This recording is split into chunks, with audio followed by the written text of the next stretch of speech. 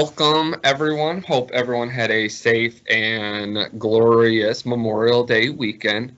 With how it is, my name is Spencer Emerson. Welcome to, again, another edition of Monday Matinee. However, today we're calling it Tuesday Monday Matinee, as we have... Tuesday Monday Matinee, that's right. Tuesday Monday Matinee, man. That's the best part. You just come up with a great name and just redo it. Tuesday Monday. Today is such a Monday. Folks, my video is not really working on my laptop right now, so this is Daryl. I am here. I am going to be helping with this Tuesday Monday Matinee, but you're just not going to be able to see me. Yeah, which, again, you have the voice, so I think that's... You have the voice. You just have the voice. You have the voice for radio. What can I say except you're welcome? So out of that, welcome again to Tuesday Monday Matinee. Today, Daryl and myself are going to be talking about the movie Parasite. If you don't know about the movie Parasite, let me tell you a little bit about it. Again, with Tuesday Monday Matinee or any regular Monday Matinee, we do spoilers. We talk about the movie, what we liked, what we disliked, because why else would we talk about a movie if we can't talk about what happened in that movie? So if you haven't seen the movie yet, watch this after you go watch it. It's available on Hulu, so it's a really good movie. So Parasite is a 2019 South Korean black comedy thriller. It follows members of a poor family who scheme to be employed by a very wealthy family by infiltrating their household and posing as unrelated, highly qualified individuals. So long story short, they trick rich people into hiring the entire family, and it's a really good movie, and there's a reason why it won so many awards. The movie, again, is in Korean, but it does have all the subtitles. So I enjoyed the movie. What did you like, Daryl? Did you like it? So, okay, this movie won Best Picture in the Oscars this year. And given the way the Academy's gone the last couple of years, I tend to avoid Best Pictures. They usually don't jive with my way of like what I like in movies. Mm-hmm. I loved Parasite. Parasite was great. I only have two real gripes about it, and we'll get to those because they're kind of minor. But the thing with this is I've been getting it more into South Korean cinema lately in the last couple of years, and it has been some really, truly awesome filmmaking. Yeah. Whether it is this movie is labeled a tragicomedy, because it does have a little bit. It's kind of the new 21st century version of a dramedy. Yeah. But yeah, getting into South Korean films, I think there might be a couple more that we should put in. I don't have a problem with subtitles at all, and I really don't get why people would. It's just exposure to a different culture, and it totally works. However, one of my gripes is with the subtitles. Okay? Because 9 times out of 10, you're watching this movie and the subtitles are in white on the bottom of the screen, but the background of the screen is so bright you can't read the subtitles. So that's one of my, because I was watching it in my living room and my couch is up against the wall and my TV's in the opposite wall, like 10 feet away. And I'm like, man, I just can't read these. I had to move closer, and that was just not. So like I said, minor gripe. My other one that I have for this is that I felt the movie at 2 hours and 13 minutes was just a little bit too long. There were some things that just kind of dragged. There was one point in the middle of the movie where I paused it and went, how am I only an hour into this movie? Yeah. I feel like I've been sitting here forever. But when you get into the plot of the movie and the acting, oh my gosh, the acting, we're going to talk about that in a minute, but get into the plot of this movie. I love the idea of this grifter family they're trying to get by any way they can. They are scamming people, but they're not so much hurting people. They did provide services for what they were doing. The main people that they hurt were the ones that got fired. Yeah. But if you look at it in the end, it kind of worked out, because if you look at how the movie end, they weren't present for all that crap. But however, if they had never been fired and this family had never come in, that stuff never would have happened in the first place. So let's get into a little bit about the actors and how they did. So of the family, so we're talking mother, father, daughter, son. They're all these grifter people. Spence, what do you think? Who kind of pulled it off the best? I'd probably say the daughter. She was the least suspicious out of everyone. You know, during the movie, you have this family. It starts with the son who legitimately gets asked to be the tutor of one of these children of the rich family.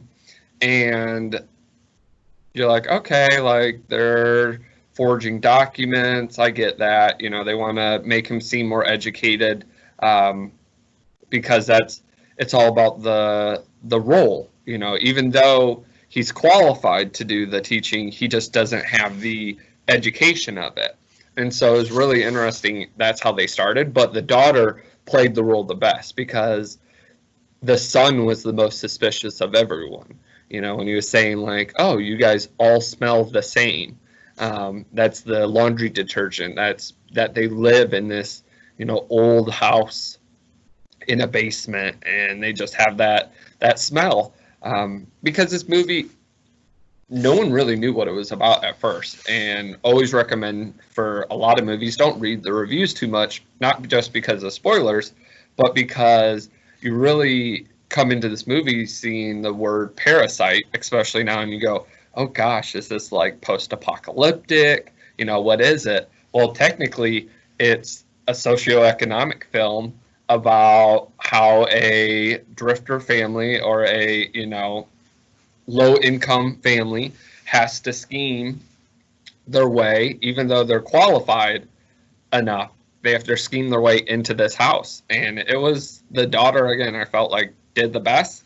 It was very interesting. R.I.P., you know, she's the one who didn't get away. But I liked it. I thought that was a really interesting part about it. So, what about you, Daryl? The daughter's name, her character's name is Kijang. Yeah, Kijang. And I agree. I think of the four, she had the most talent for kind of pulling this stuff off. When it came to the grifting, she not only posed as an art teacher but as an art therapist, which she fully admits in the movie to just having Googled and then made some stuff up. Yeah. Just kind of her ability to pull that off was really cool. The actress's name is Park So-dam. Yeah. And she's 28, and she has been acting fairly regularly throughout South Korean cinema since 2014. 2013, actually, since I'm kind of pulling it up on my phone here. But of them all, she's actually not the most like the biggest name in there. So the mom of the family of the rich family, the actress's name is Cho Yo Jung, and she's been in stuff also since about like 2010, 2009, and I thought her portrayal of that mother, where the mom is kind of dismissive of all the random things that are going on and not catching on, and like the one character describes her as simple. Yeah. To be able to play that but still be believable. Yeah. Is difficult. Yeah. I feel like a lot of times what you're going to get when you get that stereotypical, like, they're stupid. Mm-hmm. I don't think this mother was stupid. I think she was just naive. Yeah. And naivete is not easy to pull off believably, and this actress did it phenomenally well. But I mean, a lot of really great acting chops from everybody involved. I don't think there was a single actor or actress that I thought was not good for the role, you know? Well, the part that I thought was interesting was something that you said early about how halfway through the movie you were like, man, I'm only an hour in. It really felt like the tale of two movies. It mostly felt like an episode, because once you hit that halfway in between point, that's when it turned into dark. And it got, you know, that thrill and that, wait, what is happening? Because before you could you're seeing it grow. You're like, oh, these people are the parasite. Like they're the ones who are infiltrating this house by cons and trickery and, getting people fired for no reason because they want the jobs and they want to work as a family. And as a collective, they find a job for everyone in the family. And so once it switched and the original nanny came back, that's when it turned and you're like, what's the secret bunker and when was this going to happen? Because it was just nuts, and it turned it all around, and they kept saying the plan, the plan, the plan, and it's that thing of like when you make a plan, life's gonna just turn it upside down, and that's exactly what happened. So, for those of you who have not watched the movie, if you are watching this, you may want to turn us off if you're worried about spoilers. We said it in the beginning, man. We are all spoilers because there's no reason not to.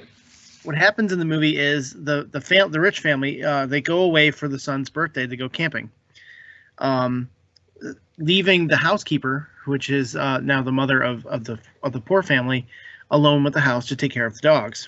So obviously, since they're going to be gone for a while, she tells everybody, "Hey, come on over. We're going to spend the night." They're drinking the alcohol. They're taking a bath. They're eating all the food. They're partying. They're living it up, and they're talking about. In it, they're not talking so much about like, okay, how do we steal all this stuff? Like, how do we route these people blind? Where you would assume it would go. They're actually talking about how thankful they are to have jobs, about how much they owe this other family that has no idea who they even are. They're definitely doing something illegal. They're definitely doing something that's not right. But you can also kind of see like it's this desperation that they have to just make ends meet and do what they can. This is the point where the fired housekeeper, the old housekeeper, comes back, and this is the point where honestly I kind of started waiting for the really dark stuff to start happening. A lot of the other South Korean movies that I've been exposed to, I just kept waiting for that turn in the cinema. Like, okay, this is about to become a horror movie. It really doesn't. It does become like a dark comedy.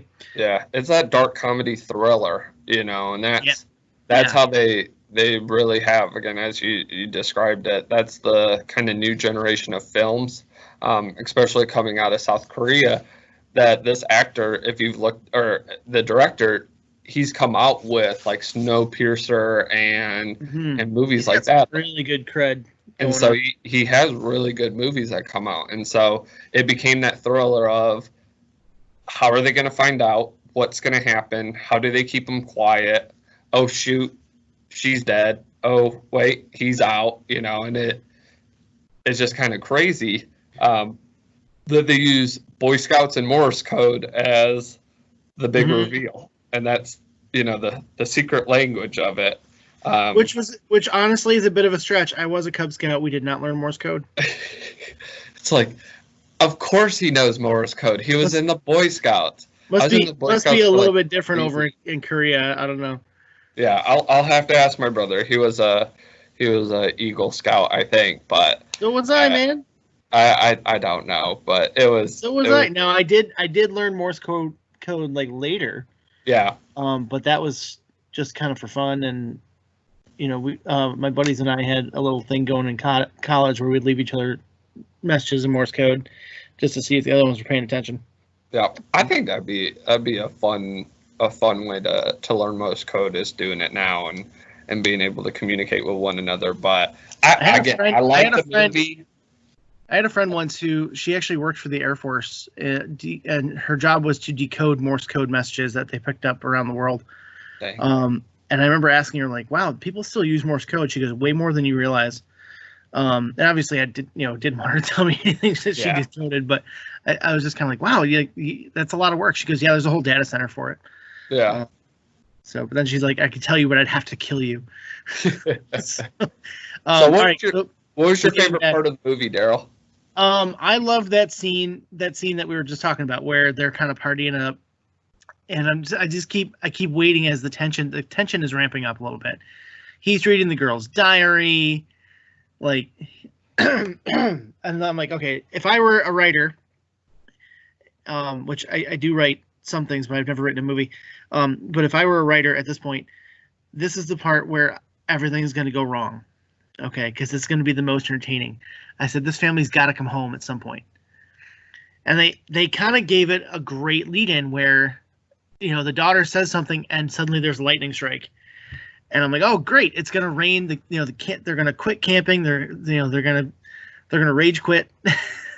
Yep. and they're just going to come home and everything's going to be a shambles, and we're going to get that nice, comedic running around the house making sure they don't know and all that stuff, which we did get, but we never got the comedy side of it. It just got dark because At that point we'd already been treated to seeing this secret bunker that the previous owner of this house, the guy who designed it, had built as a safe haven in case North Korea invades.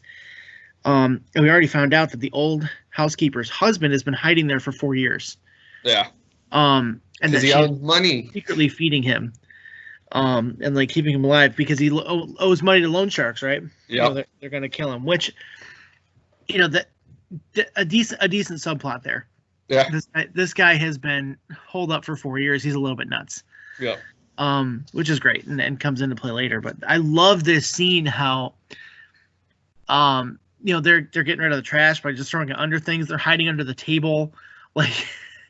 I mean, how oblivious can this family really be? Because a lot of the places that they're hiding, they're not good hiding spots. Yeah. So, they're not. But they pull it off decently well, until the next morning with the garden party, and we'll get into that in a minute. But for me, that scene where they're kind of struggling to that tension of trying to maintain their status quo, that was huge for me. Yeah. I like that. That's good. It is a pretty good. I like that part of the film too. It's still a black comedy. It's not going to be your rom-com, hilarious. Oh, he said a joke. It's a little bit more subtle, especially with how they talk to each other, and they're like, oh man, if there was a degree in forgery, she'd be top of her class, and oh man, I can't believe you're reading her diary. Let me see. and that kind of stuff. And that happens in the scene that you were talking about where it's like, oh, what is that? Her diary? Oh, you're disgusting. I can't believe you're reading her diary. Let me read it. And so it's interesting. One of the parts that I liked was in that scene when he verbatim says exactly what his friend said to her originally was, she's a sophomore. Once she goes to university, that's when I'll, ask her out. And it's exactly what his friend said to him. So as a parasite, he just took over that role and said the exact words, not similar words, the exact words that his friend said. So it was a very interesting movie with the garden party. You want to go into that now? Oh my gosh. Okay, the garden party. So this is the very end of the movie, the climax of the movie rather, and the mom, in kind of desperation to pull something off for her son's birthday, has decided to do an impromptu garden party. She keeps referring to it literally as an impromptu party. Just show up, no presents. Yep. Just show up. Come eat hors d'oeuvres, and it sounds like it's going to be a great time. She invites, the son's art teacher, which is the daughter, Park Sudam. Excuse me. And she's like, okay, you have to be the one to hold the cake because he loves you, and he likes working with you, and he responds to you. So you have to be the one to give him the cake. The father is the little boy's father is dressed up like a Native American, and they have this whole plan to jump out, and have this little stereotypical Indian raid to use the term they use. And at this point, we realize that the old housekeeper has died from a head wound that she suffered when the new housekeeper, the mom, pushed her down the stairs. Her husband has broken free of being tied up, and is just waiting for the opportunity to escape here. So as soon as he does, he grabs a knife and goes out into the garden party and tries to kill this family that has, killed his wife and have just basically ruined his parasitic relationship with the rich family. He does succeed in killing the daughter. He tries to stab the father. He tries to stab the mother. None of which really works out. Those two do end up getting away. And then we have Park So-dam's father, who decides that he's had enough. He's tired of the rich family talking down about them. They are consistently mentioning his old radish smell or a basement smell. They refer to it as the subway smell. People who don't have money smell a certain way, and he's just tired of it. He finally snaps and he kills the rich father right there in the middle of the garden party. He then disappears. We see him kind of slow motion going down the stairs out toward the alleyway, and then there's all these news media clips and stuff about how the father disappeared and they don't know where he is, and and the mother and the son have survived this attack, and they're on trial. They got put on probation. They're trying to find him and they don't know where he is, and the whole time I'm going, it's pretty obvious where he is. He can only go one place. So for me, that part that kind of dragged on. I'm like, oh, come on, guys, he's in the bunker. There's only one place he could have gone. He's in the bunker. And that'd just be the perfect place because, he just, as a parasite, took over the role of what the old husband was, and that's the living in the bunker. And I really do like at the end how they use that visualization of, I'm going to make money, I'm going to do this, and you see it happening, and you're like, wow, he's really doing it. But really, he's just narrating the idea, and that, he's still sitting in his home, and that's the idea. But hey, Dad, just wait. We'll get you out soon. Where he doesn't have to go anywhere, he can just stay in the house, and that's what the whole plan is. And it wrapped it up really well. I thought it was, again, a very intelligent movie.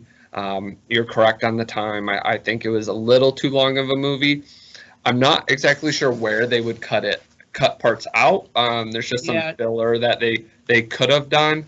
Thinking about it, there's not a whole lot you can cut. Yeah, it's not much because it's all plot. Everything has a reason. You're seeing how they're living. You're seeing the floods.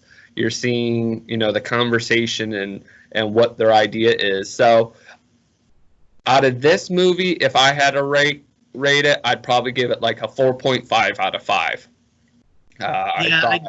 I'd be with you on that. Rotten Tomatoes gives it a 99% fresh. Yeah. That's amazing. Google Reviews has it as a 4.9. I'd say a 4.5 solid. Yeah. Yeah. And I think that's it. It's just it's a great movie. Intellectually, it stimulates the mind and makes you go, wow, like, that's so interesting. Again, because I came into this movie going, oh, this is a pandemic movie. It's called Parasite. It has to be that. And it's a socioeconomic class description of how the rich and the poor. And I would not be surprised if this director did grow up, lower economy and how cultures all around the world have this, oh yeah, the rich people just throw a party last second and it's one of the most beautiful things in the world, and a family like theirs can't even, keep their house from flooding if it rains really hard. And they have a old man reddish smell, and so it was a very interesting movie. I really liked it. I'd probably watch it again and tell people to come watch it. I definitely think it was Oscar worthy. Oh yeah. Like I said, the Oscars and we tend to disagree on a lot. I don't think the same way the Academy does, which is fine because I don't professionally review movies or anything like that. But not that I'm doing it for work right now. So. Yeah. But for me, I'd say definitely worthy of Best Picture. Yeah, it was great. I think it's one of those films that you could rewatch and go, oh, I missed that, or oh, that's subtle, because it's a lot of subtle hints. It's not a slap in your face of, hey, pay attention to this because this is going to be huge. There's a lot that you have to pay attention to it. Again, with it being in Korean, you have to read it, and it allows you to really understand films like that. I've It watched really some movies. allows you to immerse yourself a little more in the culture too. Yep. And that's what I really like. You start to understand what's important to them. Yeah. And I mean, really, in an industrialized nation, it's not very much different than what it would be here. Yep. But you do see these little minute differences within their family structure and the things that they choose to care about and how they are thankful for things. And you do get to see a little bit of that different culture, which I love. It wasn't pandering at all. Yeah. So I really enjoyed that. Yeah. So what are we watching for next week, Daryl? All right. So Rain Rigsby, who is one of our most avid student listeners / participants, she wasn't able to be with us today, unfortunately, but she did send me a list of movies that we could get into. And honestly, of her choices, I think one of the best ones we could do would be A Knight's Tale from 2001, starring Heath Ledger, the late, great Heath Ledger, who actually, this movie is one of my favorites, and I'll get into why during the show, but this one movie made me believe that Heath Ledger was not the right choice for Joker. And when he did it in A Dark Knight, or The Dark Knight, or whatever. And honestly, that's a whole nother review, but let me just put it this way. I'm so glad I was wrong. Yeah. So, yeah. But it's because of his awesome performance in this movie, and the way he portrayed this character, that kind of led me to believe that he would never be able to pull Joker off. But he has depth. He has range. So, all right. So, if you're interested in watching A Knight's Tale with us, it is available on Hulu. I don't believe Netflix has it anymore, but you can get it on Hulu. You can get it online. You can rent it off on Amazon Prime. If you have a Redbox near you, you can get it through there.